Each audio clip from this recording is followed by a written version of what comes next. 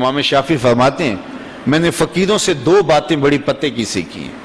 شافعی علیہ رحمہ بہت بڑے عالم تھے، لیکن درویشوں فقیروں کی صحبت میں بیٹھا کرتے تھے۔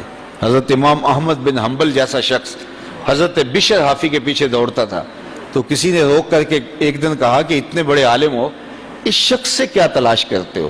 تو امام احمد بن حنبل کہنے لگے کہ احمد بن حنبل جس رب کو مانتا ہے، بشر حافی اس رب کو جانتا بھی ہے، تو اس لیے مجھے اس سے رب کی تلاش ہے۔ تو اہل اللہ چونکہ ان کی زندگی تجربات اور مشاہدات کا نتیجہ ہوتی ہے، تو اہل اللہ کی صحبت سے بڑا نور ملتا ہے۔ تو امام شافعی فرماتے ہیں فقیروں کی صحبت سے مجھے دو باتیں بڑی اچھی ملی ہیں۔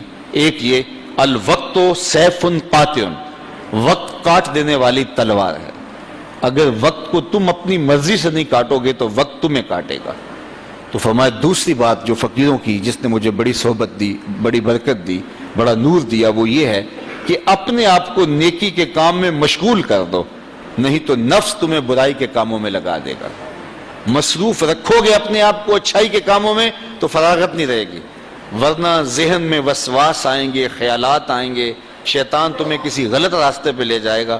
اس لیے اپنے آپ کو نیکی میں مشغول کر دو۔